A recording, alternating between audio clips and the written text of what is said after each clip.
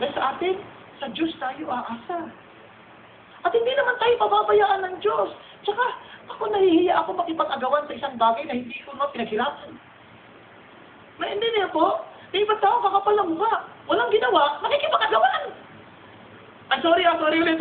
Ang lakas ng dating mo, sorry Talagang okay, cycle driver ako dati, ganyan ako magsalita Pero patawarin niyo ako, pero totoo yan totoo yan.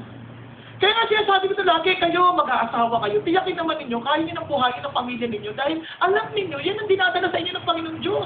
Kapag hindi nyo pa kaya, huwag mo na kayo manliligaw. Kasi kung wala ka man trabaho, manliligaw ka, sabi nyo, tititigan kayo. I love you.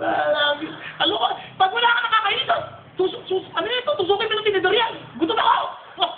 Kaya alam niyo, pag sa spirito ka nakaalalay, tama kaya yung word na righteous, right way of living. Tamang pamumuhay. Naintindihan po natin? Nag-iisip ka na. Ito ba'y magbibigay ng buhay o kapayapaan? Dahil nakatuong ka na sa Diyos Kasi sabi niya, because the mindset on the flesh is hostile toward God. Galit sa Diyos. For it does not subject itself to the law of God. For it is not even able to do so. Kahit gustuhin mo, di mo kakayanin. And those who are in the flesh can never or cannot please God. Sabi niya, however, you as Christians, you are not in the flesh, but in the Spirit. So walang excuse. You cannot say, tao lang ako biktima lang ako, hindi ko kaya to. Hindi. You are now in Christ, and you have the Holy Spirit. The Spirit of God dwells in you, and God gives you the power to say no to ungodliness and do what is right. Yun ang ating buhay. Kaya pag dito ka, hindi mo alam ang gagawin. You can run to God and say, Blessed Holy Spirit, tulungan mo ako rito. Hindi ko alam ang aking gagawin. Kaya doon pa, alam niyo, pag selfish yung dahilan, bitawan mo na. Nasusundan po. Ito po, nakakatuwa po ang Diyos. Kasi, pinatawad tayo ng Panginoon. Pero God will discipline us. Siyempre, nung nandun po kami sa Tumorcos last Sunday, punta po kami sa bundok. Pag-uwi namin, nagdadrive po ako ng sasakyan ko, malikabok! Eh di sabi, picture! Walang picture. Mami ang po, nakita ko, yung sakyan na malating, mabili. Malikabok. Tinandal ko kami sa basta, sabi ko, eat my dash! Nagalang ka lang. Tapos alam nyo, walang kadahilan. Maayos ang sasakyan ko, nasa kondisyon, magandang kondisyon niya. Biglang nagtumaas yung temperature. Sabi ko, bakit naman ito? Di tumigil kami. Ay, sabi ko, kinakabahan ako. Sabi ko, bakit nagkakanto to? Maayos ang kondisyon nito Tapos tinignan nung pamangkin ko, kuya, kumpletong kulang, okay, walang problema. Pray na ako, sabi ko, Lord, patawarin niyo na po talaga ako. Talaga napakasama ako. Sa sobrang kasakiman ko na ayaw ko maalikabukan. Pinakain ko na alikabuk ang kapwa ko. Alam niyo yun? Kaya Panginoon, patawarin ninyo ako. Agad-agad, bumaba yung temperatura. Pagkatapos yung pagbasa namin ng manual sa niya, higpitan ng pantel, paghigpitan ng pantel, hindi na ho siya nagluko. Kaya alam mong Christian ka Kasi meron talagang Diyos na magsasabi, mali yung ginagawa mo, anak. It does not lead to life and peace. Kaya, but if anyone does not have the Spirit of Christ, he does not belong to Him. Kaya yung Holy Spirit, nung talaga tinanggap mo si Kristo, kasama yan kasi Trinity yan Hindi yan pwedeng si Jesus Christ lang yung Holy Spirit na susunod na darating. Tapos hindi tinanggap mo siya buo. Naintindihan niyo po? Buo. Kaya nga sabi niya, if Christ is in you, though the body is dead because of sin, yet the Spirit is alive because of righteousness. But if the Spirit of Him who raised Jesus from the dead dwells in you, He who raised Christ Jesus from the dead will also give life to your mortal bodies. Isipin niyo, yung Spiritong nag-angat sa Panginoon Jesucristo mula sa kamatayan is the very same Spirit working within you. Ang lakas ng kapangyarihan. It is overcoming death. Walang sino man sa atin kaya mag-overcome ng kamatayan. Kahit na doktor, hindi mo kayang pigilan ng kamatayan. When it's your time, it's your time. Kaya di ba nakakalungkot? Minsan mga anak, doktor, yung makikita nila nanay lang mamamatay. Wala silang magawa. Hindi mo kaya overcome ang death. But the very same spirit that raised Jesus Christ from the dead is the very same spirit living in you. And you have the same power to say no to death.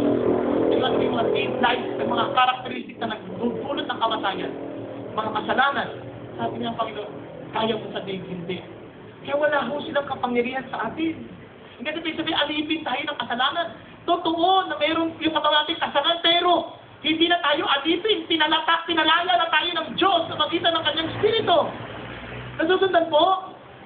Kaya pag minsan yung sobrang galit niya sa anak, minsan walang pigil eh. Yung tinisip tayo na ang tamang pagdisiplina ng sabi ng Panginoon, train up a child in the way that they should go.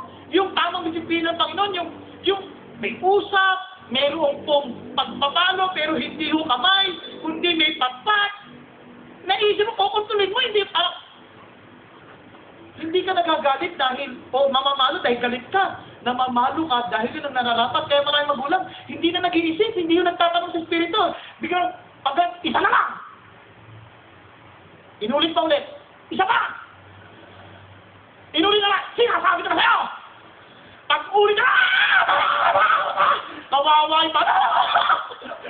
Sabi, akala ko ba, self-control tinuturo mo? Eh bakit ako gulpi sa rato? Kasi nga, hindi nga kasi pandidisiplina eh. Ang Panginoon ganito, huwag mo ulitin yan, masakit yan. Napapalo ka dyan. Kaya pag ginawa mo, hindi siya galit, papaluin ka. Pagpalo yan, pinalo, sasabihin mo, papaluin kita, ha? Pagpalo, pak! Hindi galit. Maliwanag. Ba't kita pinalo? Dahil mahal kita eh. Nagbidano natin? Kaya kung may Espiritu Santo, hindi tayo pwede magpabiktima sa ating mga sarili na, hindi ko kaya. Hindi ko kaya yan. Hindi kaya. Kung magpapasakot ka talaga, kaya. Naunawaan po? Hello? Marami sa atin nabibilo ng bagay na sexual. Mga babasahin. Hindi ko kaya talaga. Hirap ako. Kaya. Hindi totoo yan. Sabi nga nila, ito mga tao, grabe maggawa. Pag nakatanggap ka ng mga panabas sa DVD na malalaswa, ano gagawin mo? Sabi na, burn it.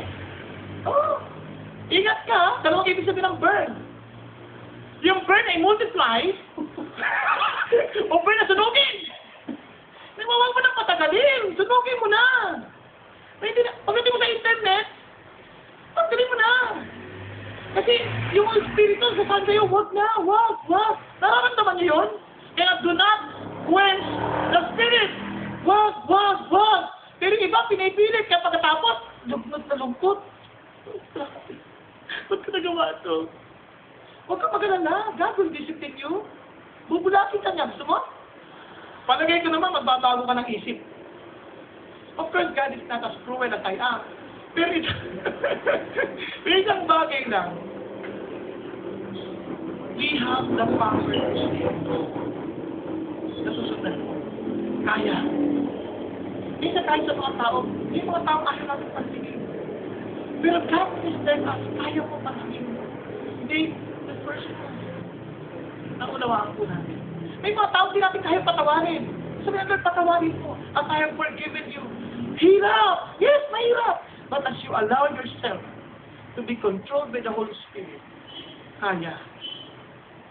By God's grace, kaya. Kaya sabi niya, for all who are being led by the Spirit of God, these are the sons of God. Kung hindi tayo pinangungunahan ng Banal na Espiritu, alam mo hindi ka Christian. Alam mo hindi ka sa Diyos. Kung lahat ng pagpunta natin, sarili nating lakas, sarili nating palatuntunan, alam mo hindi ka Christian. Kasi alam mo kapag sa Diyos eh. Kanina may kausap ako, sabi niya, Brother Bo, papunta na ako ng Netherlands. Nag-apply ako ng immigrant sa Netherlands. Approved na lahat, Brother Bo.